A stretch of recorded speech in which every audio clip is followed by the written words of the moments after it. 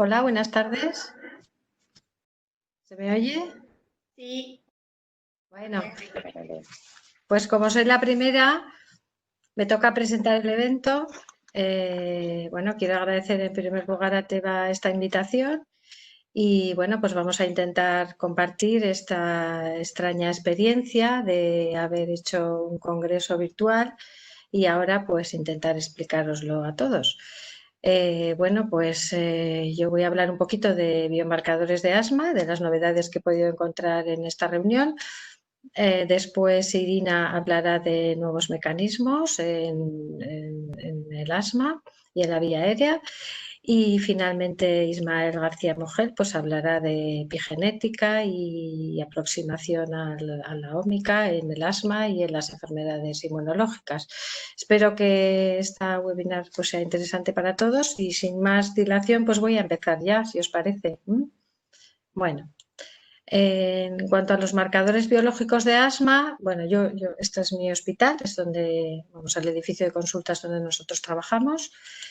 Y lo primero quiero decir bueno, que el asma es un ente complejo, que esto también lo comentó un autor español, un compañero que es Luis Pérez de Llano, y habló un poquito de las novedades en la GINA 19 y bueno, pues eso, que el asma al final es un conglomerado de patologías que muchas veces es difícil de buscar un marcador único y común, desde luego.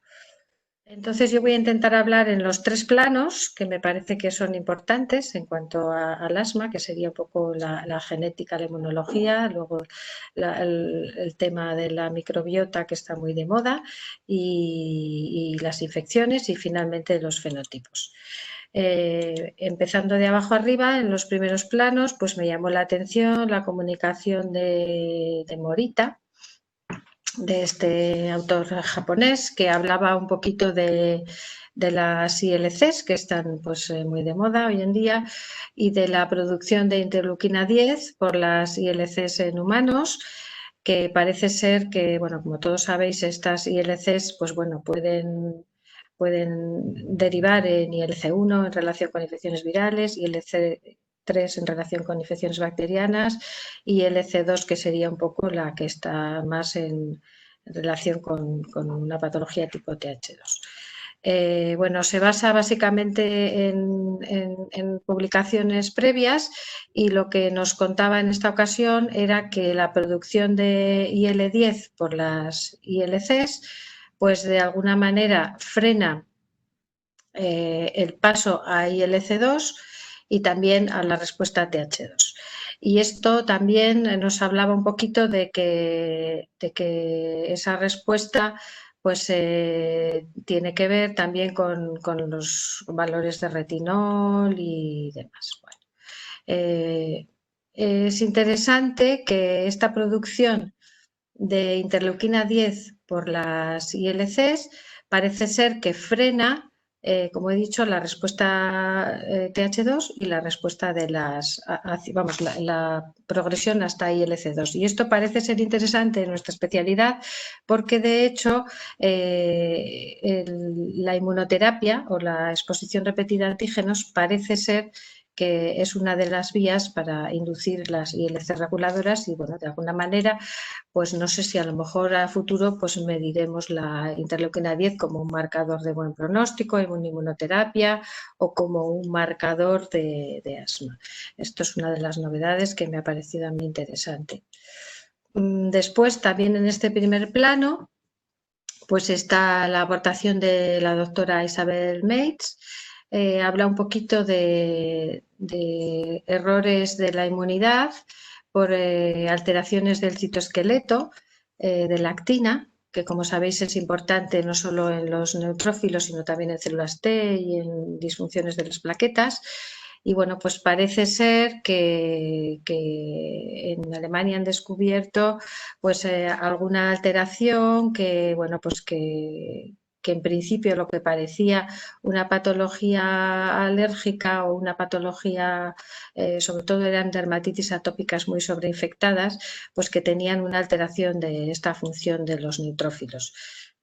De manera que parece ser que hay enfermedades que huelen un poquito a disfunción neutrofílica, no solamente por infecciones, sino también en patología alérgica y en patología autoinmune. Pues esto también me ha parecido un poco como diferente, ¿no? No sé si a futuro tendremos que empezar a medir la funcionalidad de los neutrófilos y no me preguntéis porque no sé de momento cómo lo haríamos, ¿eh? Vamos, hasta ahí no llego. Ya pasando al segundo plano, pues había yo creo que varias comunicaciones con respecto a la microbiota, bueno, pues partiendo de la hipótesis de la higiene en los niños, que parece ser que la microbiota, como veis, es diferente en la alergia alimentaria y en la dermatitis atópica. Luego, pues que han encontrado que los niños con alergia a alimentos parece que tienen más estafilococo en heces y bueno, de alguna manera lo que vienen a decir es que la microbiota, el ambiente de los primeros años, pues pueden influir tanto en la dermatitis atópica como en la alergia alimentaria como en el tema de las sibilancias y ya a partir entre el quinto y el séptimo año en el asma infantil. De manera, pues no sé, parece muy redundante el tema de la microbiota en los últimos años. Parece ser que a lo mejor tenemos que plantearnos esto, pero bueno, de momento nosotros tampoco lo hacemos en nuestro hospital. Desde luego, tenemos un proyecto ahí que yo creo que se paró con el COVID. En esta misma línea de la microbiota, O'Mahony, que este es un autor irlandés, hablaba un poco pues, de que los propios microorganismos en ocasiones son fuente de histidina, que se transforma en histamina y que luego, dependiendo del entorno inmunológico del paciente, pues bueno, pues van a inducir respuestas diferentes. A nivel de animales se ha visto en pulmón y hay bueno, pues diferentes bacterias que es en función de la histamina.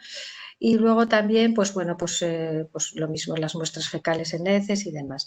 Entonces también este autor hablaba un poquito de la dieta, de la importancia de unos ácidos grasos de cadena corta, de las fuentes que serían los lácteos, el pescado y las verduras y las frutas, para antes de los 6 años para disminuir la atopia, el asma y la alergia alimentaria. También hay algunos estudios de estos ácidos grasos de cadena corta asociados al asma y también en ocasiones asociados a la obesidad. Entonces, no sé si esto pues, sería un marcador que se podría hacer. De momento, tampoco nosotros lo tenemos en marcha. Y finalmente, en esta segunda fase, pues pude escuchar al doctor Kustovic con su puesta en escena, como siempre, que parece que está interpretando a Hamlet. Y bueno, pues realmente pues hablaba un poquito de nada menos que 28 citoquinas, un estudio que hicieron en niños en respuesta al rinovirus. Y bueno, pues después de estudiar todas estas citoquinas, pues aparecieron nada menos que 6 clúster, que 6 tipos de reacciones diferentes. O sea que, bueno, esto tampoco nos sorprende mucho porque bueno, ahora mismo lo estamos viendo con el COVID, ¿no? O sea, un mismo virus, ¿qué reacciones tan diferentes ocasiona, ¿no? Pues ahí está el background inmunológico de cada uno. Entonces, claro, pues estamos otra vez en el inicio de la charla, que sería que realmente debajo del paraguas del asma, pues hay muchas patologías y hay mucho background diferente. Bueno, pues ya pasamos al tercer escalón, que es el que más se suele utilizar, que el marcador ideal sería el que reuniría las siguientes características. Sería fácil de realizar, poco invasivo para el paciente, capaz de identificar endotipos y fenotipos, útil en la monitorización de la enfermedad, en su pronóstico y también en la elección del tratamiento óptimo. Esto es un poco lo que decíamos, ¿no? Pues que claro, pues que nos interesa clasificar el asma, sobre todo cuando estamos en los estadios más graves. Y bueno, pues en el sistema inmunológico, como sabéis, tenemos una inmunidad innata, que es una respuesta rápida, una inmunidad adaptativa, que es una respuesta más lenta, y que parte de la inmunidad celular y acaba en una respuesta humoral. Ahí están las ILCs que hemos hablado al principio. y el EC2 concretamente, que inducen una respuesta inmunológica en ausencia de inmunidad adaptativa. Bueno, pues ya en los últimos años el asma se ha dividido en tipo 2 y no tipo 2. Dentro del tipo 2 estaría el asma alérgico, o fenotipo 2, el asma de inicio tardío eosinofílico. Luego hay una serie de overlap y luego ya estaría los no tipo 2, que estaría el asociado a obesidad y a neutrofilia y muchas veces relacionado con el tabaco. Como veis también esto en el tiempo pues tiene una evolución desde la infancia hasta el adulto, siendo el tipo 2 el más frecuente en las edades precoces, como todos sabemos. Y bueno, en estos últimos años sí que se ha visto la importancia de que la respuesta tipo 2 pues, se puede dividir en una respuesta tipo atópica, que sería adaptativa, y una respuesta no atópica, precisamente en relación con estas células ILC2. Entonces, bueno, en la respuesta atópica se da la producción de IgE, que sería un biomarcador, el reclutamiento de mastocitos, de eosinófilos, y en esta respuesta por ILC2 no se produce IgE, no hay reclutamiento de mastocitos, pero sí hay eosinofilia. Y también se diferencian estas dos respuestas tipo 2 en que en la respuesta tipo atópica se produce interleuquina 5, 9 y 13, que son las mismas que se producen por las ILC2, pero en la alérgica hay una respuesta IL4 y en la otra no la hay. Esto es un poco como recordatorio. De manera que como biomarcador de la respuesta tipo 2 atópica estaría la IgE, y también tenemos otra serie de marcadores que pueden ser desde las interleuquinas, la periostina y los eosinófilos. También es verdad que en el asma pues no es lo mismo cómo empieza, o sea, el fenotipo puede ser uno al inicio y puede ir variando a lo largo de la vida. Esto todos lo hemos visto, que una persona puede ser atópica en su juventud y acabará haciendo un fenotipo más intrínseco, más diferente a futuro. Bueno, es un poco para recordar que la inflamación eosinofílica del asma se da tanto en el asma alérgico como en el asma no alérgico, y eso es un poquito un ejemplillo para recordar. O sea que los eosinófilos que están presentes en grandes cantidades en la vía aérea pues son un marcador también para el asma, y en este sentido yo no he visto nada, pero nosotros sí que hace unos años utilizábamos la ECP, que cuando está elevada pues es interesante como basal, y también sobre todo para hacer un seguimiento del tratamiento con corticoides inhalados, y en estos momentos de COVID que realmente no hacemos muchas pruebas funcionales, pues la ECP a lo mejor sí que nos puede interesar como marcador. En estos momentos es un poco por recordarla. No he visto nada, pero tampoco lo he podido ver todo, como digo. Bueno, luego hay otras células implicadas. Y luego, pues las moléculas solubles implicadas, bueno, pues hay una serie de moléculas como la periostina, que estuvo muy de moda hace unos años. Yo no he visto nada en este congreso, no sé si vosotros habéis visto algo, que puede ser un marcador en algunos tratamientos biológicos, el óxido nítrico, el feno, y luego las prostaglandinas, bueno, pues que parece ser que también pueden predecir algunos tratamientos antirreceptor de estas prostaglandinas. Y finalmente, en esta inflamación neutrofílica del asma grave, pues recordar un poquito los neutrófilos, que sería en ese otro grupo que no sería tipo 2, y que bueno, pues que también es interesante lo de los neutrófilos como un marcador. Y luego ya cambiando un poquito de tema, me pareció interesante también esta comunicación de Corren, que es americano, en el sentido de los anti-TSLP en el asma. La TSLP pues es una sustancia que se libera básicamente en epitelios, y bueno, pues este es un ejemplo. Os he puesto aquí un dibujito que lo he buscado para recordar el receptor de la TSLP, por si no lo tenéis presente. Y entonces, bueno, pues realmente puede estar implicado en muchas células que desde luego tienen que ver con el asma.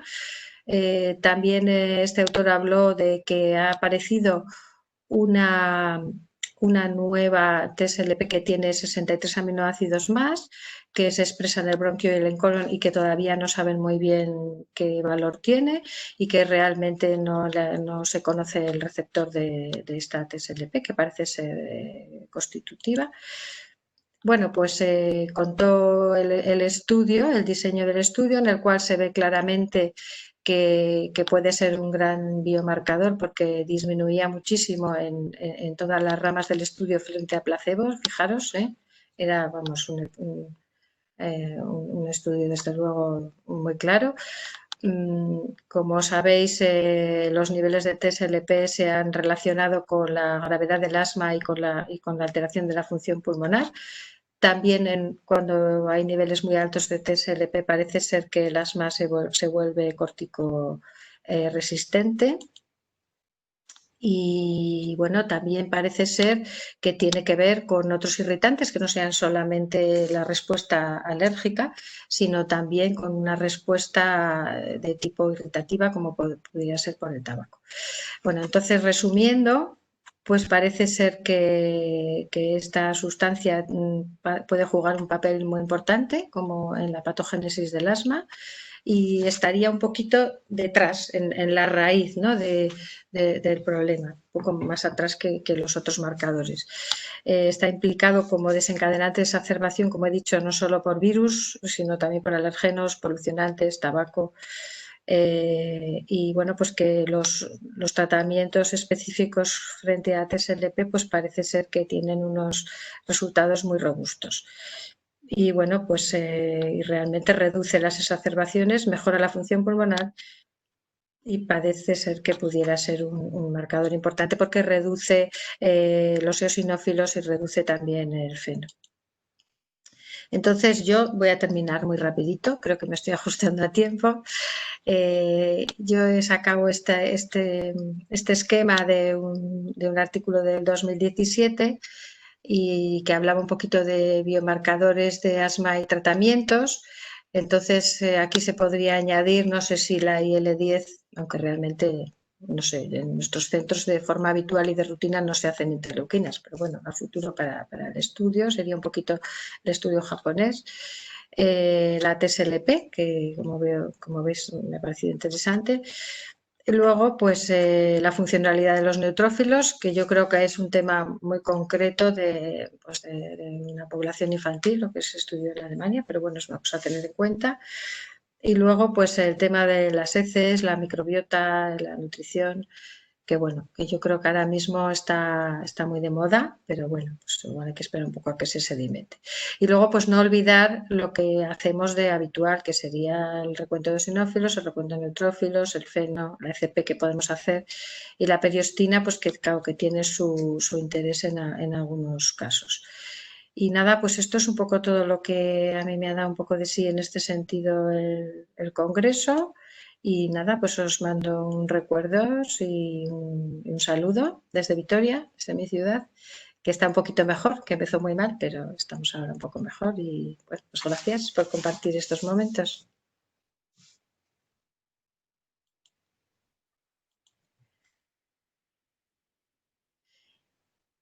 Si hay alguna pregunta, sería el momento ahora del chat. Si queréis preguntar algún mensaje, mandar alguna cosita, intentaré responder. Hasta que se anime la gente, Maite, primero felicitarte por tu presentación, que creo que ha sido muy completa. Y alguna cosa la tenía yo en la mía, como hablábamos antes, ¿no? Pero ya la pasaré rápido porque lo has comentado tú. Entonces, no son preguntas, sino más bien comentarios respecto a lo que tú has dicho. La interleuquina 10, que es un biomarcador realmente muy prometedor que nos serviría en un montón de cosas, incluso en la inmunoterapia con alérgenos, que también sabemos que juega un papel en la respuesta a distintos tratamientos. El problema que tiene a la hora de medirla en la práctica clínica es que es una interleuquina muy lábil, entonces es difícil de pillarla en el momento en el suero, ¿no? que sería lo más asequible. Por tanto, yo creo que tiene poco futuro de cara a la práctica clínica habitual para que sea un biomarcador, ¿no? Eso Y sí, eso es lo que me parecía a mí también, que la es todos intentamos medir, estos... pero no. Todo lo que hay escrito dice que no, que es muy lábil y si la pillas bien, pero si no la pillas, no quiere decir que no está aumentada, sino que tú simplemente no la has pillado. Claro, ahí sería interesante hacer lavados o hacer esputo inducido, pero bueno, Sí, en estos momentos, pues yo creo que es lo que tú dices, que el biomarcador ideal tiene que ser algo mucho más ágil y mucho más fácil de conseguir. Mm. claro, claro. Y en cuanto a la TSLP, sí que tenemos experiencia. Cuando hice la tesis en La Paz hace muchos años, pues medimos la TSLP entre otros biomarcadores en pacientes con asma grave, con intolerancia a INE y tal, ¿no? Y sí que es un biomarcador muy prometedor. Desde aquellos tiempos nosotros encontramos algún resultado contradictorio en el sentido de que en aquellos pacientes desensibilizados a aspirina que iban muy bien clínicamente, la TSLP en lugar de disminuir aumentó de forma paradójica y no lo entendimos en su momento, pero luego aparecieron publicaciones que demostraron que la TSLP, aparte de que tiene varias isoformas, que es lo que tú has comentado, hay alguno más largo, alguno más corto y que cada uno tiene su función, aparte de su papel efector, diríamos, tiene un papel, parece ser inmunomodulador. Entonces, si aumenta, también puede ser por un efecto de feedback negativo, o sea que no es particularmente mala. Entonces, es difícil de interpretar en un momento determinado. O sea, estoy en un momento, encuentras una TSLP alta, no te sirve de mucho y la tendrías que medir en dinámica. A la hora de medirla es factible porque hay kits comerciales de ELISA y no son muy caros, pero en suero los niveles son muy bajos. Entonces, para que los detecten los kits comerciales es casi imposible. Nosotros sí que lo conseguimos medir, pero en esputo inducido, en Esputo, el del esputo inducido, que ahí sí que está un poco más elevada la citoquina y se puede medir. Pero vamos, la TSLP es una molécula muy prometedora. Yo creo que es un biomarcador del que sí que vamos a hablar mucho en el futuro.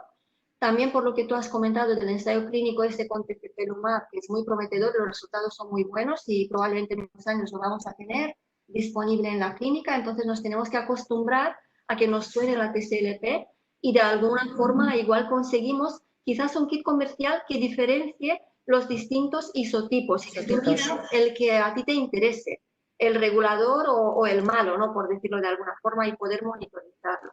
Pero yo creo que sí que la Sí. TSLP la vamos a ver en el futuro y mucho, ¿eh? Y también en oncología parece ser que está teniendo Sí, relevancia, ¿eh? Entonces, bueno, pues ahí nos vamos a tener que acostumbrar a hablar de ella, yo creo que sí. sí, sí. Muchas gracias, ¿eh, Irina? Maite, muchas gracias. No sé, Jorge, si hay alguna pregunta.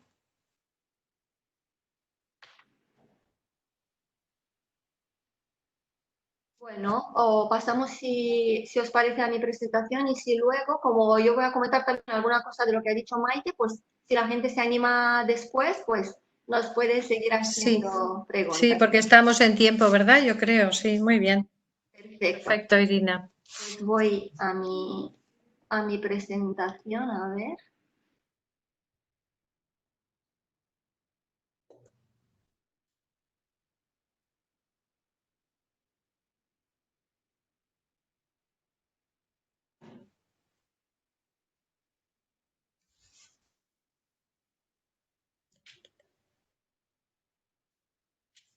A ver si soy capaz que lo encuentro. Esto de compartir.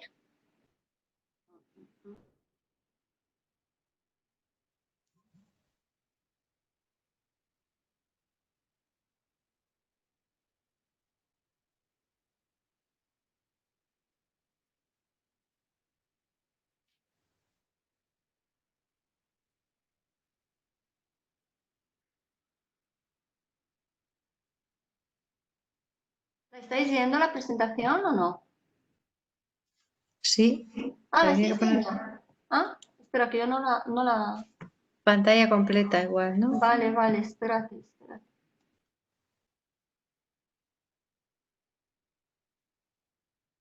No sé qué he hecho. Ay, Dios.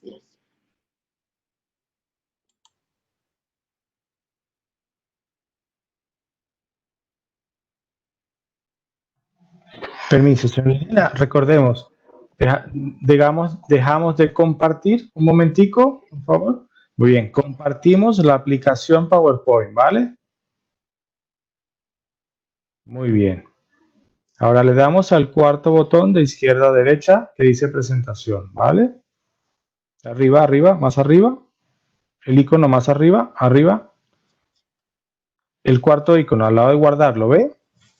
De izquierda a derecha, ¿vale? A ver, me he salido. Compartir. ¿Ahora la veis? Sí, la vemos. No, Perfecto, la estamos viendo. perfecto. Muy La había bien. dejado en pantalla completa y no la encontraba, disculpe. Siempre Entonces, el tema que me ha tocado a mí revisar, y voy a intentar sintetizar porque ha habido bastante, va sobre los nuevos mecanismos de la vía aérea única. Entonces, he estructurado un poco la presentación, diríamos, en estas dos partes. Todos sabemos que cuando nos referimos a la vía aérea única, estamos pensando, por un lado, en el endotipo alérgico, que englobaría rinitis y asma alérgica, y por otro lado, en lo que sería el asma hipereosinofílica de inicio tardío, que asocia muchas veces sinusitis crónica con poliposis nasosinusal. Esta diferenciación, diríamos, es también un poco escolástica, un poco académica para que tengamos como un hilo conductor de la charla, pero sabemos que muchos pacientes, como comentaba también Maite, están un poco en el medio, se solapan los dos endotipos, o bien a lo largo del tiempo en el mismo paciente que empieza de pequeño con una rinitis asma alérgica y de adulto desarrolla un tipo diferente, o incluso vemos en pacientes adultos, bueno, adultos jóvenes, la tercera, cuarta década de vida, que realmente se solapan los dos endotipos. Por ejemplo, una asatriada que aparte tiene una rinitis y un asma alérgica genuinos de forma estacional añadidos a su asatriada, ¿no? Entonces, a lo largo de la charla y lo que como estuve intentando seguirlo a lo largo del congreso, queremos entender cómo nos ayudan estos mecanismos, para no hablar así de una forma estéril, a la hora del diagnóstico y sobre todo a la hora de orientar un tratamiento, sobre todo los tratamientos biológicos. Y luego ha habido otra parte también en el congreso que voy a desarrollar un poco, que ha sido una parte que estamos quizás menos acostumbrados a discutir, que es la parte encaminada a estrategias de prevención. No tanto tratar cuando estas enfermedades ya han aparecido o incluso están en un estado muy avanzado, sino empezar a centrarnos en estrategias de prevención.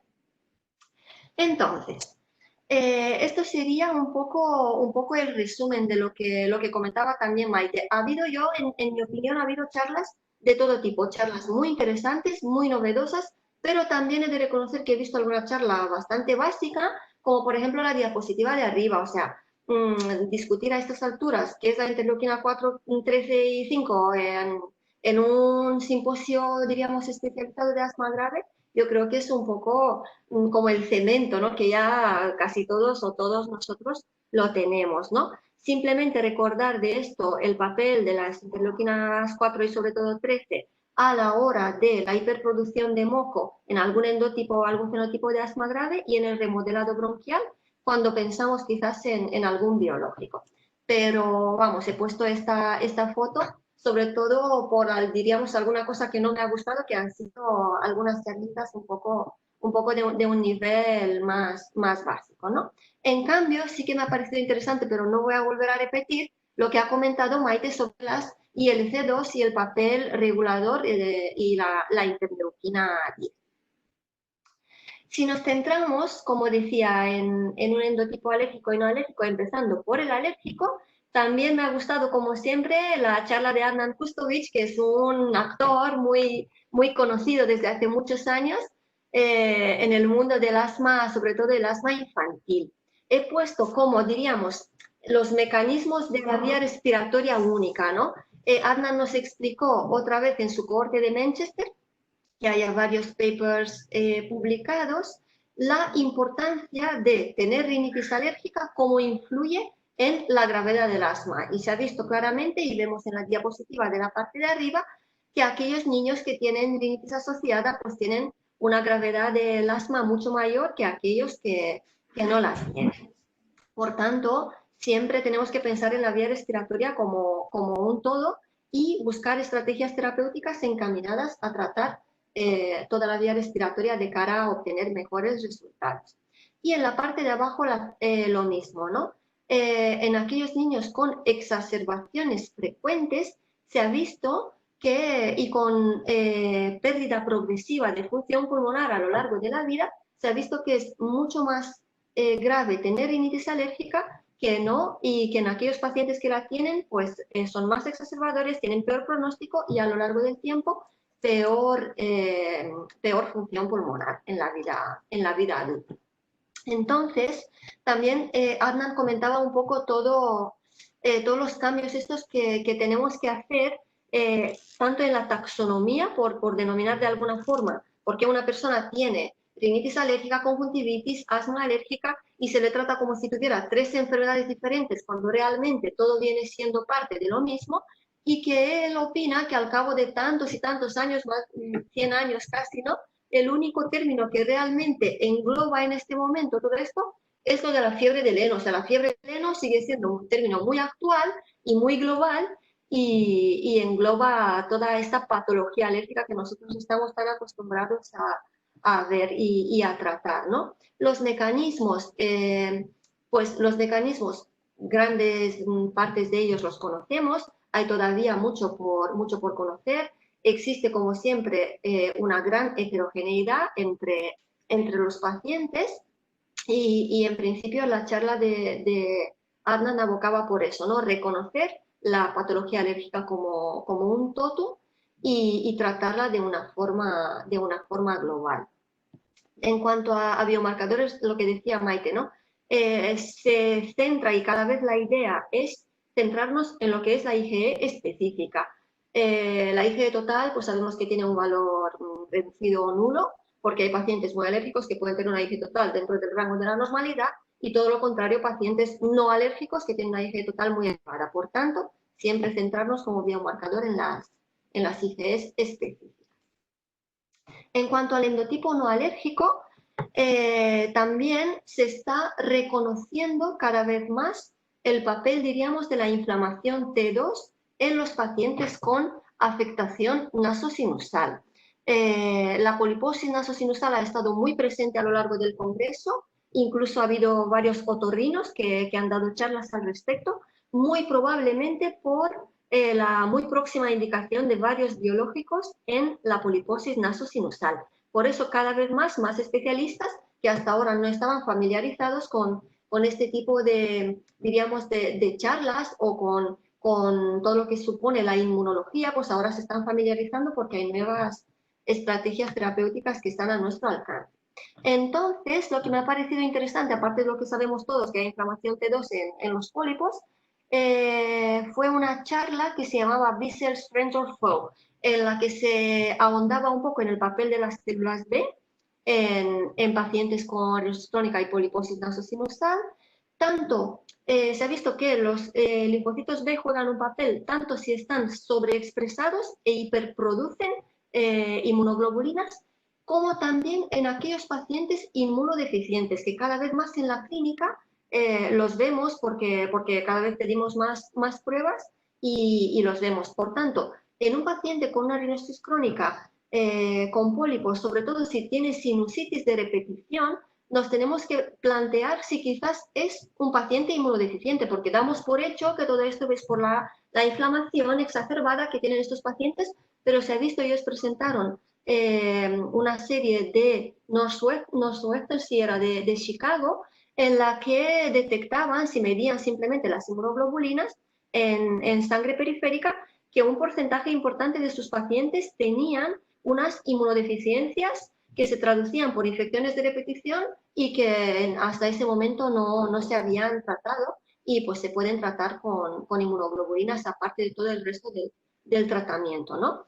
Pero lo que a nosotros nos interesa, diríamos, más hacia nuestro terreno alérgico es el papel de los linfocitos B cuando están exacerbados, cuando sabemos, y se ha demostrado desde hace muchos años, que hay producción de IgE local dentro de los pólipos nasales. Y por eso parece ser que es uno de los mecanismos por los cuales el omalizumab funciona, que el omalizumab sabemos todos que es un tratamiento anti-IgE que está aprobado para asma alérgica, pero ya están terminados los ensayos clínicos pivotales para obtener la indicación de omalizumab en ficha técnica en poliposis nasosinusal. Y uno de los mecanismos por los cuales entendemos que funciona es la producción local de IgE, por tanto un anti-IgE pues tiene un papel, aparte del resto de la inflamación T2 que está presente en los pólipos.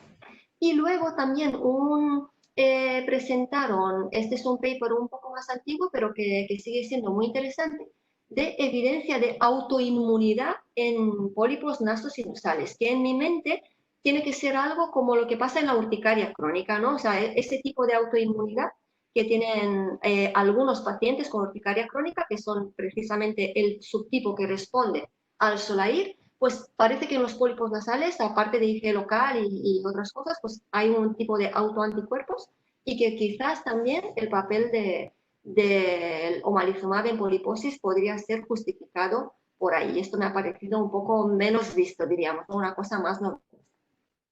Por tanto, esto ya yo creo que lo hemos visto todos, ¿no? Las indicaciones, los criterios de la EPOS 2020 para plantear un biológico en pacientes con poliposis nasosinusal, incluso si no tienen asma, cosa que hasta ahora nosotros no estamos acostumbrados y lo hacíamos un poco al revés. En aquel paciente que tiene asma grave, indicación de biológicos, y ya de paso tiene poliposis, pues muy bien, porque le va a ir bien la poliposis también, ¿no? Pues ahora tenemos el omalizumab, que ya tiene la indicación, y lo tendremos en breve, y el dupilumab, o sea, tenemos de momento 2 biológicos, y próximamente probablemente vamos a tener mepolizumab y benralizumab, también con indicación en ficha técnica en poliposis. Por tanto, tenemos que acostumbrarnos en pensar en un biológico, en un paciente que tiene poliposis y igual no tiene asma o tiene un asma leve, que no sería candidato al biológico por la gravedad del asma, pero por la gravedad de la poliposis, ¿no? Y en esta diapositiva muy sencilla, yo creo que queda patente la relación entre la vía respiratoria superior y la inferior y la inflamación T2 que afecta la vía respiratoria de arriba abajo, ¿no? Porque como veis, la indicación de biológicos en poliposis se basa en encontrar rasgos T2 en el paciente, ¿no? Aparte, por supuesto, de los criterios de gravedad, como la calidad de vida, objetivada por el SNOT-22, etcétera, ¿no? Pero lo que decía, tener asma no es obligatorio si cumple los otros criterios. Y bueno, esta diapositiva la he puesto un poco así por nostalgia, ¿no? Por fin alguien ha puesto una diapositiva de que el omalizumab funciona muy bien en aquellos pacientes con poliposis nasosinusal con asa triada, por fin, ¿no? Que está reconocido cuando pues, los que llevamos mucho tiempo en este campo ya lo habíamos puesto desde hace muchos años, incluso tenemos alguna publicación en asa triada y hay una hipótesis que estamos ahora trabajando en ver si la podemos contestar de pacientes con asa triada que bajo el tratamiento con omalizumab no solo mejora el asma y la poliposis nasosinusal, sino que también puede llegar a tolerar antiinflamatorios, que tenemos algunos casos aislados y ahora estamos haciendo un estudio en una población más amplia, ¿no? Pero bueno, es una publicación del año 2020 que, bueno, me llamó la atención que por fin alguien publica algo que vamos sabiendo y diciendo en muchas charlas desde hace muchos años ya, ¿no? Y bueno, lo que decía en el principio, es muy fácil cuando uno está en su casa o en la consulta y está pensando en alto, diferenciar entre rinitis alérgica y no alérgica, o asma alérgica no alérgica, pero muchos pacientes tienen las dos cosas o nosotros no somos capaces de saber exactamente hasta qué punto una de las dos es más relevante, ¿no? Pues parece que hay realmente, por un lado, hay un paciente overlap, claro, o sea, que tiene las dos cosas o que tuvo una y ahora tiene otra, pero por otro lado, y cada vez como veréis en alguna diapositiva posterior, parece que los mecanismos reales no están tan diferenciados. O sea, realmente hay un mecanismo común que empieza por arriba, lo que explicaba Maite, empieza por arriba con las alarminas, la TSLP, la IL-33, la IL-25, que según qué estímulo reciba el paciente, pues se desvían hacia una vía o hacia la otra, ¿no?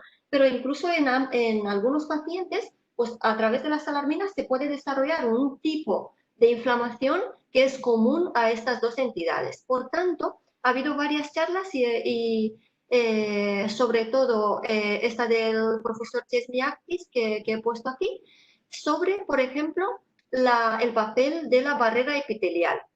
Se ha visto y hay muchos trabajos que ya lo demuestran, que la barrera epitelial, la afectación de la barrera epitelial de las uniones estrechas de la tight junction, pues es un hallazgo común en muchas patologías que nosotros vemos, desde asma, rinosis crónica, dermatitis atópica, bronquitis, sinusitis, esofagitis, o sea, las alteraciones del epitelio que permiten la entrada de distintos patógenos y o alérgenos, pues luego, en función de la carga genética de cada paciente, desencadenan un tipo de inflamación, otra o alguna vez en algún paciente las dos, ¿no? Por tanto, es importante tener en mente esto, que una vez abierta la barrera, en ese paciente en algún momento de la vida le puede pasar un poco de todo, ¿no? Y también tenemos que tener en mente la función del epitelio, incluso a la hora de elegir algún biológico u otro, ¿no? Porque se ha visto que hay, por ejemplo, hay estudios muy bonitos con anti-IL-13, que son los que mejor funcionan sobre el epitelio bronquial. Como sabemos, el anti-IL-13 que teníamos en ensayos clínicos, el ibrikizumab, parece que no va a salir porque no ha dado resultados tan buenos, pero habrá que ver el dupilumab, el papel del dupilumab, que es un anti-IL-4/13, hasta qué punto consigue mejorar distintos puntos a la hora de la alteración epitelial, ¿no? Y si pensamos en eso, por ejemplo, si sabemos que el dupilumab pues ya está aprobado en distintas patologías, desde dermatitis atópica, asma, rinosis crónica, ahora aparecen esofagitis eosinofílica, etcétera. Si pensamos desde este punto de vista de la alteración epitelial, pues puede ser que por eso es tan bueno y funciona en tantas cosas, ¿no? Porque va a esta diana terapéutica. Y luego otra charla que no voy a insistir mucho porque igual he pensado que Ismael va a comentar alguna cosita más, que es sobre genómica, ¿no? Es una charla que me ha gustado mucho, de una doctora finlandesa, Sana o algo así, que no recuerdo ahora el apellido, pero que habló muy bien y presentó su experiencia personal, bueno, de su centro, sobre estudios genéticos. Y lo que me incumbe a mí, ¿no? Lo diríamos a la parte de mecanismos comunes de la vía respiratoria, he puesto esto lo que ella ha dicho, ¿no? O sea, ellos han identificado en el exoma humano una serie de genes que son típicas para el asma de inicio temprano, en la infancia, algunas para el asma de inicio tardío, pero se ha visto que existe como una mezcla ahí que son comunes en ambos tipos de asma, y que hay un cierto overlap entre aquellos pacientes que tienen asma de debut en la infancia o en la edad adulta.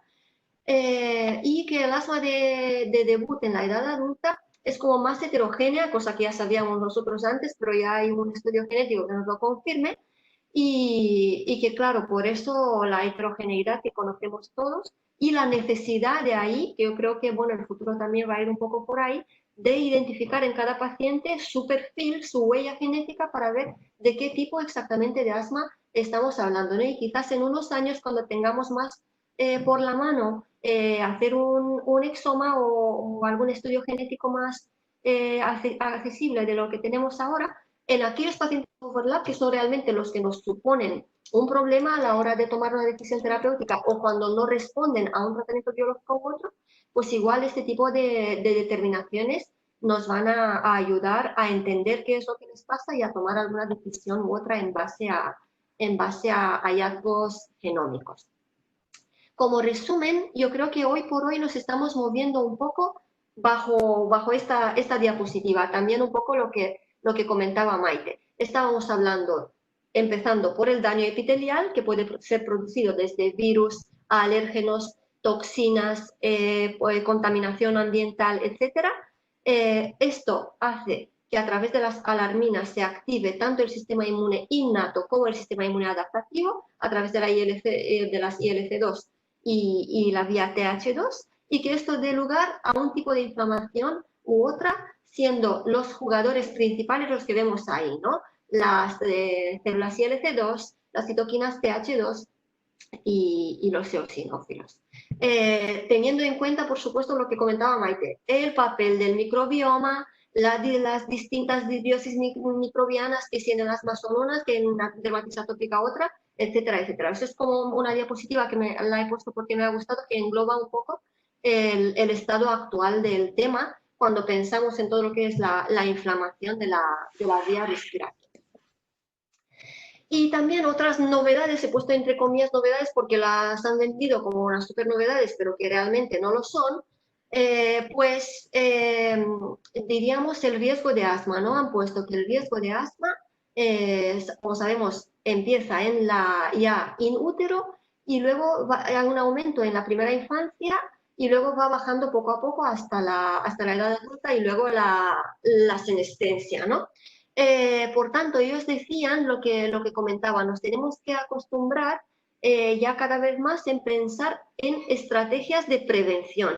Como ya habéis visto, y se ha presentado también algún estudio de prevención desde la dieta materna en la mujer embarazada para prevenir el desarrollo del asma en el feto, etcétera, hasta intervenciones dietéticas en la infancia y también en la edad adulta.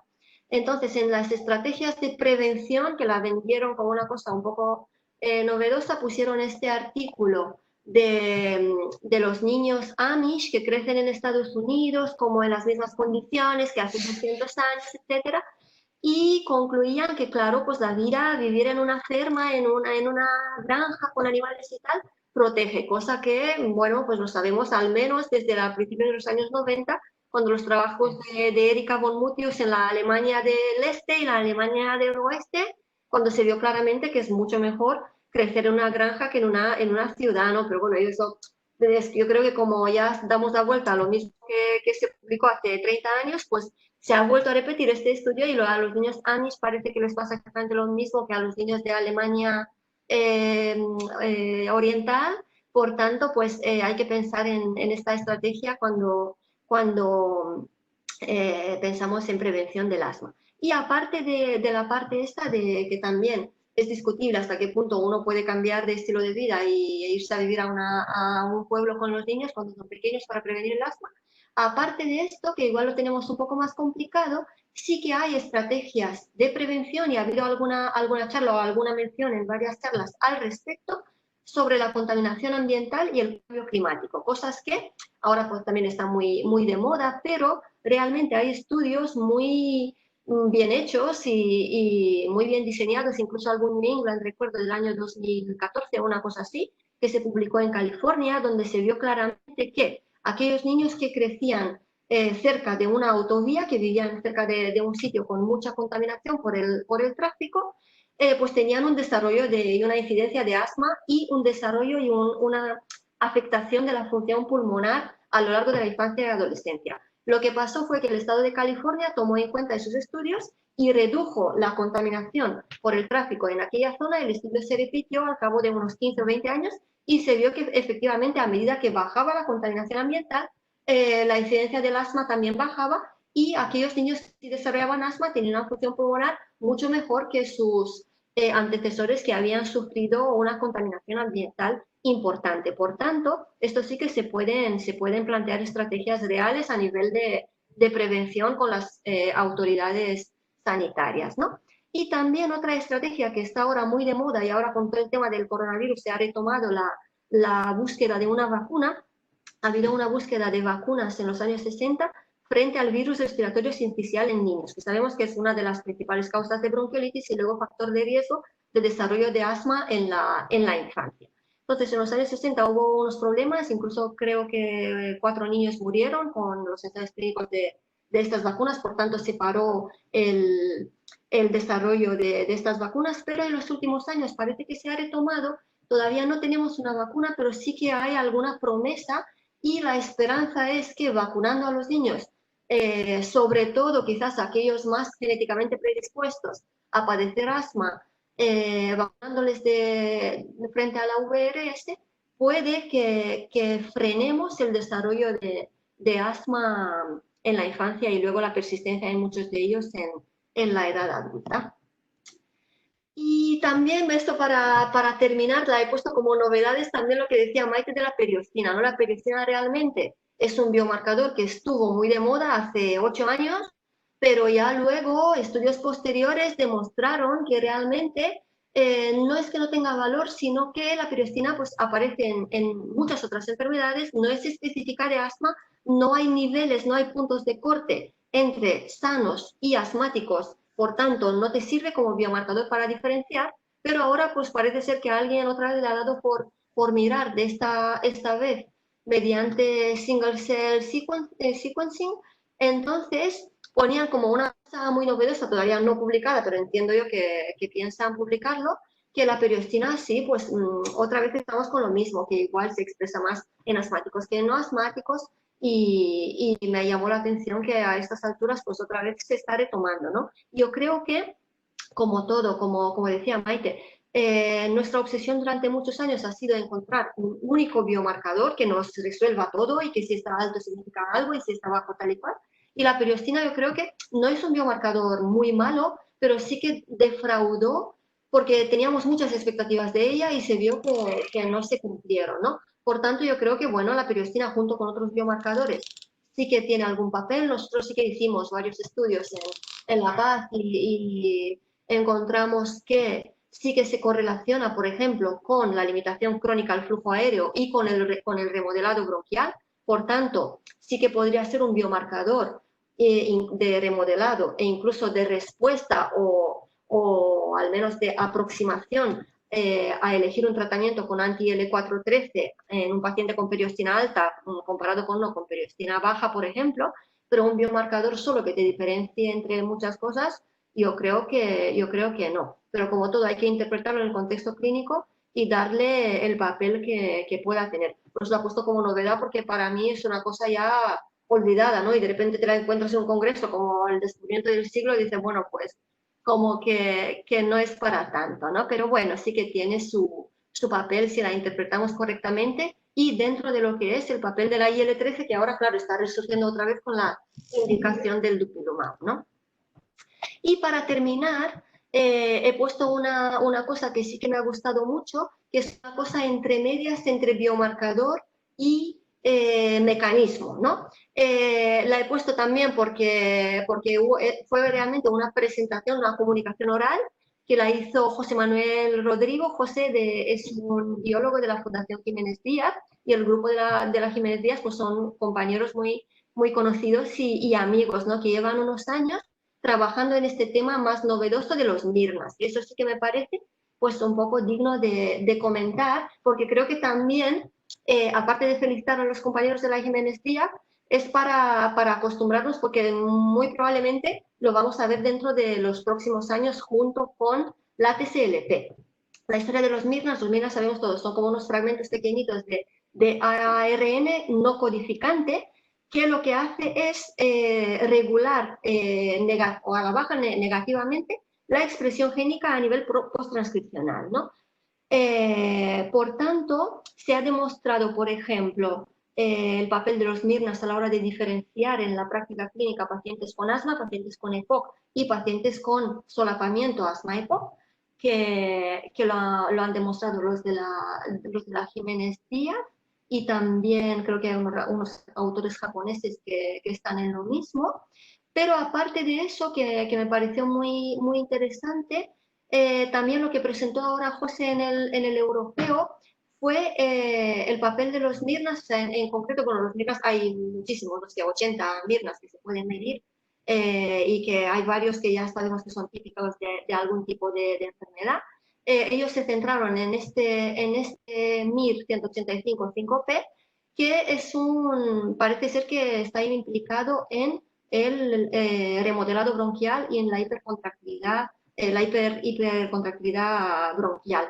Por tanto, quizás a la hora de elegir entre un tratamiento biológico u otro, lo que decía, tener en cuenta los MIRNAS que nos pueden servir de utilidad cuando no sabemos qué biológico elegir en un paciente, y esto nos puede orientar un poco, ¿no? Si tiene más remodelado, si tiene más hiperreactividad bronquial, igual nos puede decantar por un tratamiento o por otro, pero creo que es un biomarcador. Y también, claro, que por eso decía lo de los mecanismos, ¿no? Es un biomarcador porque te puede, según el MIRNAS que tú detectes y midas, te puede diferenciar una cosa u otra, pero también cómo se relacionan a vías, a pathways, sí que te pueden identificar y se han identificado claramente mecanismos, por ejemplo, en los pacientes con solapamiento, asma EPOC, ¿no? Entonces yo creo que nos van a dar mucho que hablar en los próximos años y me ha parecido interesante, ¿no? Y aparte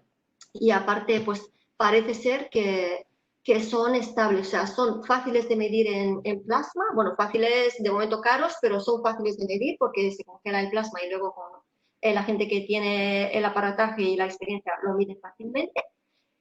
Y son muy estables en el tiempo y la medición es muy fiable, a diferencia de lo que hablamos de la interleuquina 10, que es muy lábil, la TSLP que no se encuentra ni con lupa.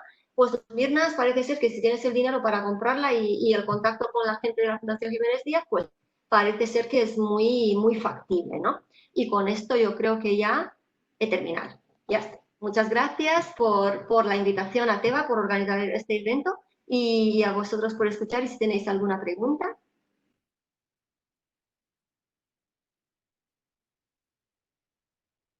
Sí que tienes preguntas, Irina. Sí. Sí, dime Isma.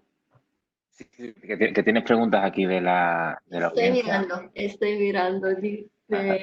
Voy a leer para la gente. ¿Cree fundamental el desarrollo de las unidades de asma para el tratamiento diagnóstico adecuado de la enfermedad asmática y que probablemente en el futuro serán unidades de enfermedad respiratoria crónica? Hombre, yo creo que obviamente sí, ¿no? Y realmente las unidades de asma que nosotros tenemos y que están acreditadas o se quieren acreditar tanto por la CIAIC como por la SEPAR, tienen en cuenta la multidisciplinaridad, o sea, la unidad de asma ya viene con un otorrino que se encarga de la vía respiratoria superior, un alergólogo, un neumólogo, aparte de otros especialistas para un manejo global de la vía aérea. Yo creo que sí, que es fundamental, sobre todo desde el punto de vista coste económico, ¿no? Porque tenemos hoy 5 biológicos, uno más caro que el otro, y entonces, claro, yo creo que es importante hacer, por un lado, todo el proceso diagnóstico, la evaluación sistemática del asma grave, que también tiene un coste sanitario, y por otro lado, una vez hecho todo este proceso, luego elegir entre un biológico u otro y hacerle de forma correcta el seguimiento del paciente.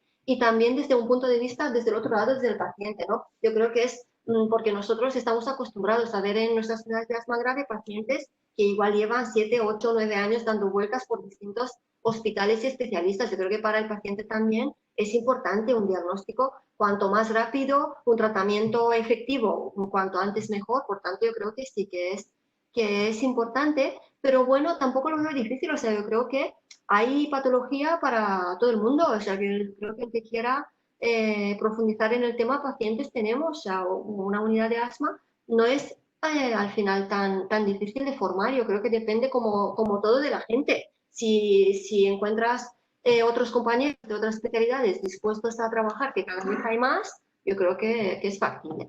Y luego otra pregunta que veo por aquí, dice, ¿qué perfil de paciente con poliposis elegiría para un anti-L5 y cuál para omalizumab? Pues bueno, no sabemos realmente, ¿no? O sea, tenemos experiencia histórica con el omalizumab, que lo hemos puesto muchísimo en poliposis, o sea, muchísimo, porque era durante muchos años lo único que había y nos ha funcionado bien. También el omalizumab, como muchos tratamientos, al cabo de un tiempo se ve que entran en una fase de plató o incluso luego los pacientes dejan de responder. Y estos pacientes luego les hemos puesto otros monoclonales y han respondido espectacularmente alguno y alguno no, pero la gran mayoría, los que hayan fracasado con omalizumab, incluso fracaso, digo, al cabo de un tiempo. Hay pacientes que fracasan con omalizumab, como fracasan con muchas otras cosas, pero hay pacientes que responden, pero luego pierden la respuesta, ¿no? En todos ellos, un anti-L5 sí que nos ha funcionado.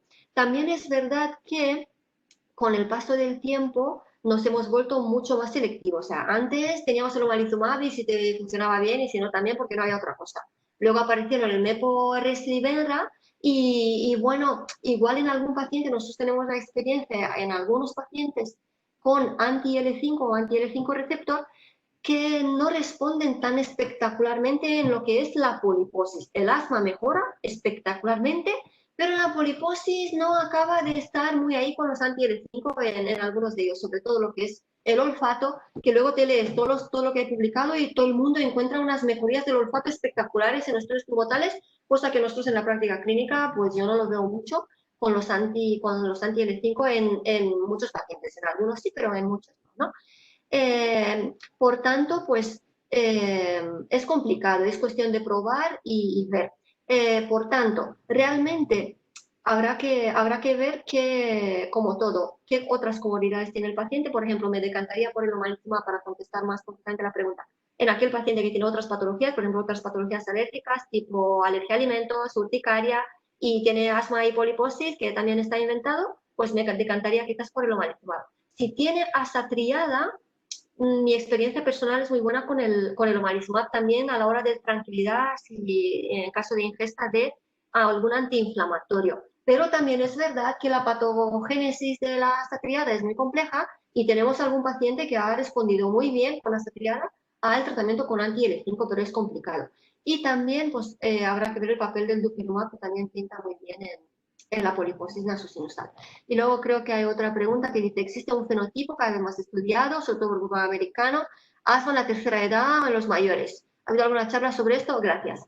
Pues no sé si ha habido, debo de reconocer, yo no he visto de lo que yo he podido ver del Congreso, que ha sido casi todo en directo y lo que no se ha podido en lo que mandaban de recorded sessions, pero seguramente habrá alguna sesión que se me ha escapado porque como los que estamos trabajando pues no hemos podido asistir a todo y el fin de semana se ha hecho lo que se ha podido. Si ha habido alguna charla yo no la he visto, pero mi opinión diríamos sobre el asma en paciente mayor, yo no sé hasta qué punto es un fenotipo, o sea, tenemos diríamos dos grupos de pacientes, ¿no? Aquellos que son asmáticos de toda la vida o que desarrollan asma en la edad adulta y llegan a ser viejos porque la gente envejece y tienen un asma de la tercera edad, pero es un asma que realmente empezó en la infancia o en la juventud. Y eso sí quizás podría ser un fenotipo aparte, porque el otro yo no lo considero un fenotipo aparte, es gente que se ha hecho mayor y ha crecido y ha envejecido con su asma y no hay más, ¿no? Y ahí no hay más problemas que ajustar la medicación frente a las distintas comorbilidades que puedan tener, pero realmente la mayoría de los tratamientos antiasmáticos hoy por hoy son muy seguros. Yo no recuerdo ahora mismo ninguno que limite por edad, ni siquiera los biológicos. Nosotros tenemos ahora en el clinic, yo creo que la media de edad de biológicos es altísima, menos de 70 años. Tenemos muchos pacientes por encima de los 70, incluso algunos alrededor de los 80 años con biológicos de todos, y están funcionando muy bien. Y otra cosa quizás es aquel fenotipo de paciente que nunca en su vida ha tenido asma, nunca, y de repente a los 60, 70 años desarrolla un asma, que esto sí que puede ser una cosa aparte y puede ser un fenotipo aparte, pero habría que ver en cada caso, ¿no? Porque puede que sea un asma por virus, que lo vemos mucho, que es el denominado asma de los abuelos, gente que no ha tenido nunca asma y de repente tienen nietos y se infectan cada 2 por 3 con las infecciones de los niños y desarrollan un asma o algo que como no tenemos otro nombre le decimos asma si no han fumado, y si han fumado pues ahí entramos en un cacao, que si es una EPOC, que si, bueno. También existe por existir pues asma alérgica de inicio en la edad muy avanzada, o una asma hiperosinofílica con poliposis o una asatriada, cuyo debut típico es en la segunda, tercera, cuarta década de vida, pero hemos tenido algún señor que con 75 años pues ha hecho un episodio con aspirina y era un debut de asatriada, o sea, de existir existe. Ahora que si es un fenotipo aparte, pues yo no lo veo tan claro. Yo creo que como todo hay que personalizar y ver en cada caso. Y creo que no hay más preguntas. No sé si tenéis alguna más pregunta. Si no, pasamos a Ismael. Buenas tardes a todos. ¿Se me escucha? Sí. Sí, ¿no? Vale, muy bien. Bueno, voy a compartir mi presentación. Una cosita sobre el asma en la tercera edad. Creo que es muy importante, como ha dicho Irina, no olvidarlo y tratarlo como otros pacientes, porque son pacientes que consumen muchos recursos cuando hospitalizan y efectivamente no conviene tratarles con biológicos como una persona de 50. O sea que estoy completamente de acuerdo con ello. Muy bien, vamos a compartir.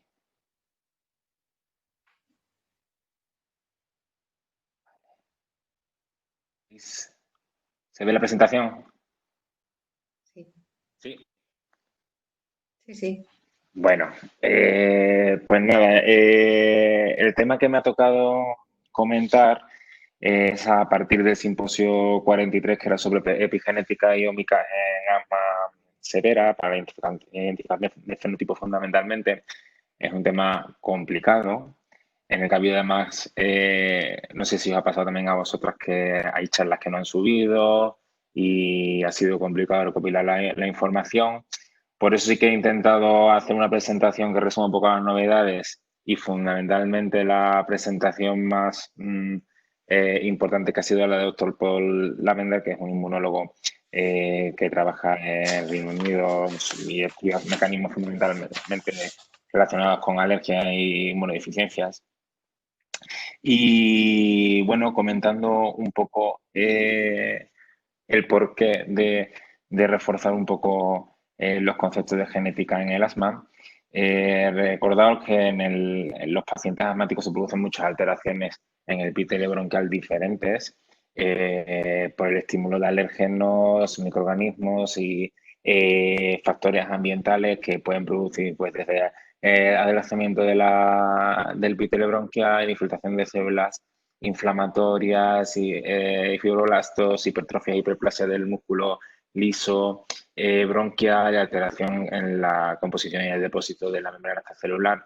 Y entender que cada una de estas alteraciones pues, tiene detrás activación de diferentes citoquinas y diferentes mecanismos que generalmente se deben a sobreexpresiones de ciertos genes y alteraciones en los mecanismos reguladores de los mismos, ¿no? Y un poco la charla ahí enfocada en los enfoques epigenéticos que tenemos a día de hoy para identificar fenotipos de asma y mecanismos relacionados con la patología bronquial. El índice que siguió este ponente es un poco el que voy a seguir yo actualizando con las principales novedades que he visto, aunque sí que es verdad que no es un tema tan amplio como el que han tenido mis compañeras, pero es complejo si no estáis familiarizados y como ha dicho Irina, tenemos que empezar a familiarizarnos con él, ¿no? Antes hemos hablado de la medición de citoquinas en el periféricas o en esputo y como bien ha dicho Irina, muchas son muy lábiles, otras están en poca cantidad y parece mucho más seguro medir la expresión génica de las mismas, no para determinar ciertas activaciones y poder identificar qué tipo de paciente nos encontramos delante en la consulta, ¿no? Todavía queda tiempo, yo creo que para que podamos usar estas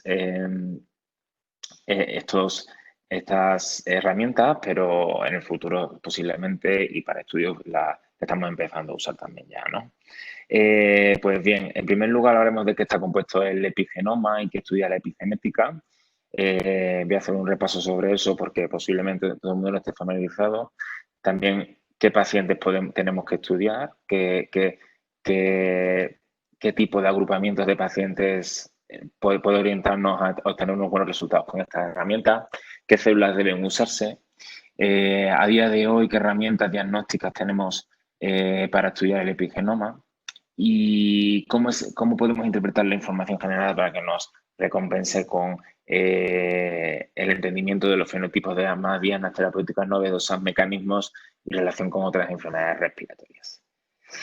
Bien, pues la epigenética lo que estudia básicamente es las marcas químicas, es lo que los genetistas llaman etiquetas químicas que hay en el ADN, no en la secuencia propia, sino en determinadas partes y componentes del ADN.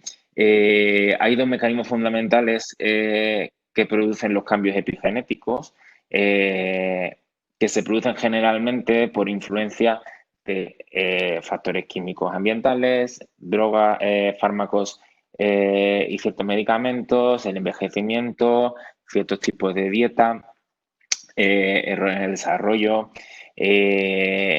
Los dos mecanismos fundamentales que están descritos son, por una parte, la metilación del DNA, es decir, la adición de grupos metilos en ciertas partes del ADN que pueden suprimir o activar ciertos genes, que sí tienen relación, por supuesto, con aquellas interleuquinas, aquellos genes que son productores de mediadores en la respuesta inflamatoria bronquial, pues evidentemente afectarán a nuestros produciendo a nuestros pacientes, ¿no? Y por otra parte está la adición de factores epigenéticos químicos, fosforilaciones, acetilaciones, adiciones de otros factores químicos en la parte terminal, en la N-terminal, o lo que se llaman cola de las histonas, que son aquellas estructuras que enrollaban el ADN para que este se compactase y se quedase compactado en la célula y en el cromosoma, ¿vale? Está ampliamente estudiado, la genética tiene mucho desarrollo en cáncer y en enfermedades autoinmunes, y está empezando también a tener desarrollo en patología inflamatoria de las vías respiratorias. Bien, primero hay que tener en cuenta, y lo comentaban los autores, que es que todas las modificaciones que encontramos, todas esas etiquetas químicas que encontramos en el ADN y en las colas de las histonas o extremos terminales de las histonas no son negativas. Tras la traducción se producen numerosas adiciones, fosforilaciones, acetilaciones en los extremos terminales de las histonas, que no son negativas. De hecho, algunas son necesarias para suprimir una respuesta, para activar otras, y por tanto hay que tener en cuenta siempre qué es lo que es normal y qué es lo que es diferente, ¿no? Y siempre tenemos que tener esto en cuenta, ¿no? Generalmente se suele estudiar siempre la genética en las histonas posttraduccionales. ¿A quién debemos estudiar? Esto es otro gran problema que hay en día de hoy con la epigenética, porque claro, hacer una secuenciación masiva, un estudio del genoma completo a la población general, los autores refieren que no es algo que sea muy rentable. Recomiendan que agrupemos por características similares a diferentes pacientes con asma para que no, digamos, encontremos similitudes la epigenética en esas etiquetas químicas que nos hagan sospechar que pueden tener algo que ver con la patología de los pacientes. Y nos recomienda, por tanto, que dividamos tanto por fenotipos como por género, edad, raza o el propio genotipos diferentes. Así apareció, por ejemplo, este estudio en 2009, bastante famoso y que sentó un poco las bases de cómo entendemos también el asma a día de hoy, ¿no? En el que se estudian diferentes pacientes, 70 pacientes, algunos son otros con asma, y se estudian la expresión génica de genes relacionados con la producción de periostina, con canales de cloros asociados a calcio, y el G-SERPIN B2, que está asociado a numerosas respuestas TH2, y también se ha visto que tiene que ver con una caída precipitada de la función pulmonar y está bastante relacionado con el asma, ¿no? Cuando estudiamos la expresión génica, obtenemos un mapa como el que veis abajo. Habitualmente, para los que no estoy familiarizados, este mapa epigenético que nos da la cantidad de expresión está dividido por una parte en colores que determinan qué grado de expresión tenemos de cada uno de esos genes, ¿vale? Es decir, más expresión, más producción de cierta citoquina. Cuanto más rojo, más producción, más azul, menos producción. Y aparte, se divide en cada una de las líneas a pacientes y se agrupan por la tendencia a una expresión alta o tendencia a una expresión baja, ¿no? Como veis, aquí en este estudio se vio claramente que había un grupo de pacientes que expresaban altamente estos genes que están relacionados con la respuesta TH2 elevada, y todos eran asmáticos, pero hacen referencia también a que en los pacientes que no tienen esa expresión aumentada de estos genes, hay pacientes tanto sanos, que sería lo esperable, pero también hay pacientes asmáticos, ¿no? Con lo cual todo se complica un poco a la hora de evaluar respuestas específicas a genes específicos, y tenemos que agrupar muy bien a nuestros pacientes para poder sacar el máximo partido, ¿no? Hacía referencia a este estudio el autor, y me parecía interesante señalarlo por si no lo hayáis visto antes. Luego otro gran problema que exponen los autores también es qué células utilizamos para medir estas modificaciones químicas que tenemos sobre el ADN, en qué células estudiamos epigenética, ¿no? Al fin y al cabo, en el asma, en el epitelio bronquial, los cambios que se producen en esa zona, vemos y observamos que intervienen numerosas células, ¿no? Hacer un análisis de toda la genoma de cada un tipo de celular es muy complicado, ¿no? Posiblemente lo que recomienda y comenta con este artículo el ponente de 2019 es que lo ideal posiblemente fuera hacer un análisis multicelular de la epigenética, pero a día de hoy generalmente los estudios que se hacen son sobre una sola célula, por la complejidad que esto tendría. ¿Y qué herramientas a día de hoy podemos usar para estudiar el epigenoma o utilizamos epigenética, ¿verdad? Esto es algo muy técnico, de ingeniería genética prácticamente, pero creo que también está bien que vayamos familiarizándonos con las técnicas que se hacen a día de hoy para el estudio de la epigenética. Por una parte, están las técnicas que incluyen una secuenciación masiva del genoma completo y de las histonas posttraduccionales y que se hacen habitualmente con un sistema que se llama ChIP-seq, que posiblemente es el que se usa más frecuentemente en los estudios, que une la secuenciación masiva con una fotocromatografía in situ. Y luego hay otros dos técnicas que son el cut and run y el cut and tag, que bueno, solucionan algunos de los defectos que tiene el ChIP-seq, que por ejemplo que te pide un tamaño específico de longitud de ADN, que parece que estos dos métodos no lo tienen, ¿no? En principio, parece que soluciona algún problema que tiene el ChIP-seq. También están los análisis de la metilación del ADN del genoma completo, usando también una secuenciación masiva. Y en este tenemos el Illumina Methylation EPIC 850 también con microarrays, ¿no? Y también se puede estudiar los análisis de ciertas regiones abiertas de cromatina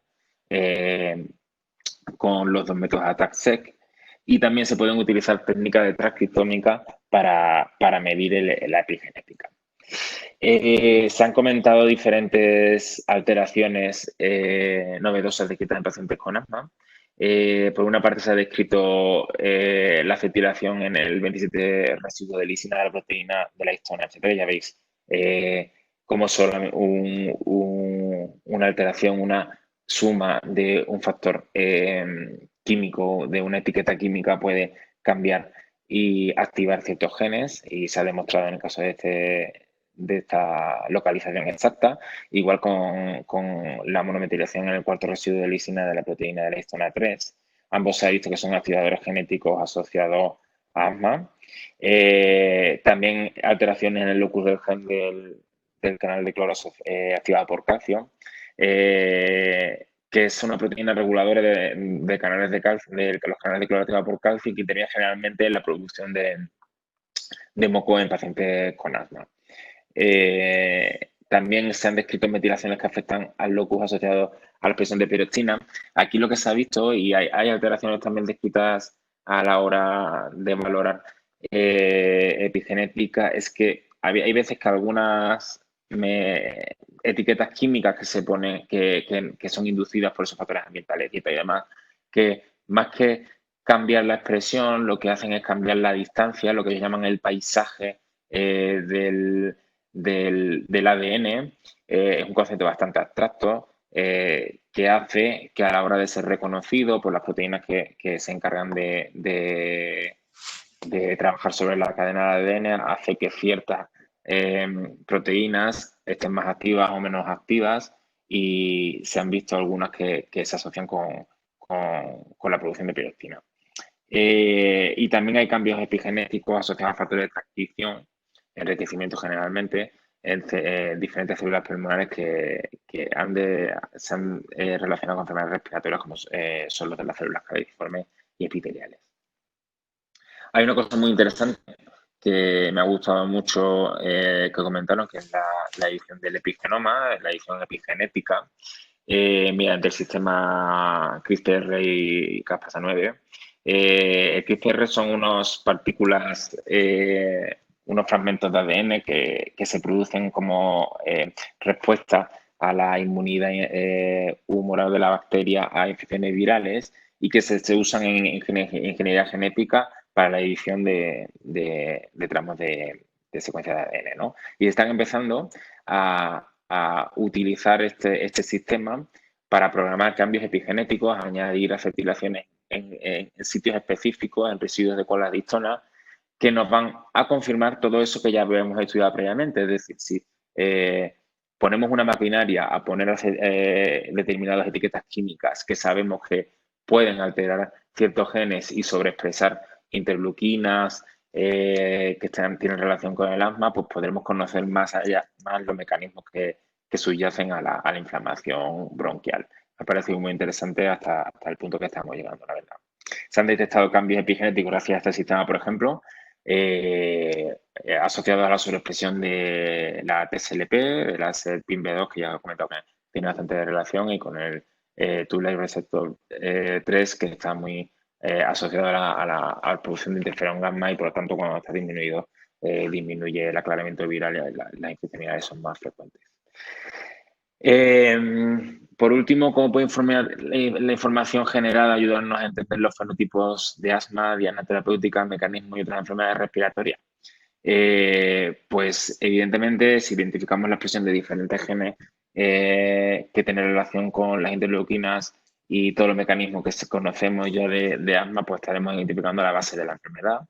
Identificando también factores de transcripción que impulsan la reorganización epigenética, es decir, aquellos factores que marcan el ADN y producen al fin y al cabo esos cambios que pueden iniciar la respuesta inflamatoria asmática, y evaluando potenciadores que producen la edición epigenética. Por ejemplo, como he comentado antes, es muy interesante lo que se habla sobre la edición epigenética, es decir, que una maquinaria, digamos, in vitro que nos confirme realmente esos mecanismos que hemos hallado un poco estudiando poblaciones de manera in vitro. Y es muy importante evaluar esos mismos genes, cómo se pueden relacionar con otras enfermedades respiratorias. Por ejemplo, ahora ya sabéis que hay muchísimas poblaciones, muchísimos estudios sobre COVID-19 y mecanismos relacionados con asma y demás. Se ha visto que la acetilación en pacientes asmáticos puede producir esos cambios en el paisaje del ADN que os comentaba, y pueden tener relación con el gen de ECA, de la convertido a la angiotensina tipo 2, y por tanto expresar este receptor, ¿no? Sabéis que este receptor está relacionado directamente con el COVID-19 porque es la puerta de entrada, lo que utiliza la proteína S del COVID, del SARS-CoV-2, para activar la respuesta al virus. Y en principio eso es todo. Era un tema un poco complicado que espero que os haya servido algo de ayuda. Ha salido muy airoso, muy bien. Si tenéis alguna pregunta.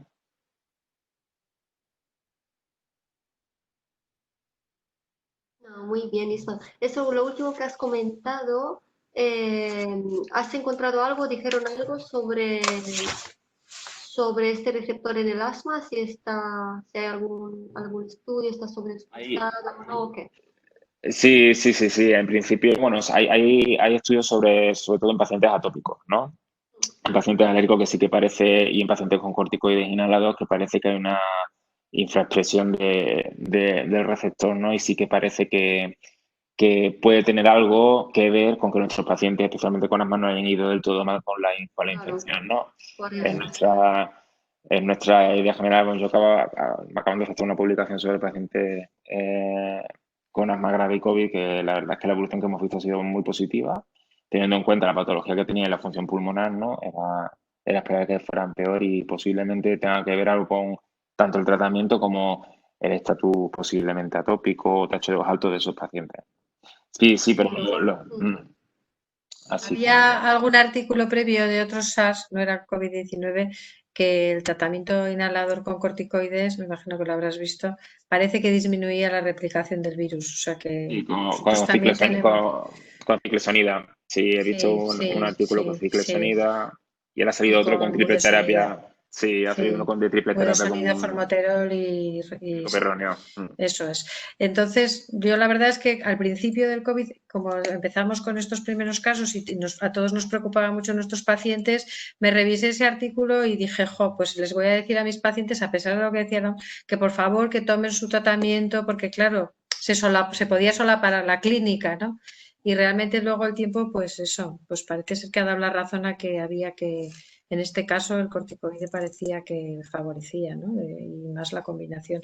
Y la verdad es que nuestra experiencia también es muy buena en los pacientes asmáticos con el COVID, sí, sí, sí. Pues está claro que eso, que yo creo que no ha quedado tan mal entre unos y otros. Hemos hecho ahí una mezcla, hemos empezado de la base, que soy yo, y luego hemos ido avanzando en profundidad ¿no? y en complejidad. Pero bueno, yo creo que no sé, que esperemos que no te han hecho preguntas porque es que era muy difícil tu tema, Isma. Es complicado, sí. A mí me gusta, pero entiendo que hace falta una base de genética importante para entender ciertas cosas, la verdad, ¿no? Sí. Pero bueno, es el futuro, ¿no? Ya lo comentaba Irina también, y es lo que tenemos que acostumbrarnos. Que nos suene un poquito estas cosas, ¿no? Sí. Yo creo que estamos ya en un punto donde los biomarcadores clásicos han dado lo que han dado de sí y tenemos que ir un paso más allá, que probablemente será la genética, y ahora la vemos como una cosa muy así, pero realmente se están abaratando mucho los costes, cada vez más gente está familiarizada con trabajar en este campo y seguramente quizás no nos va a dar todas las claves porque luego nos vamos a encontrar con 1000 toneladas de información que no sabremos cómo interpretar, así que será otro problema.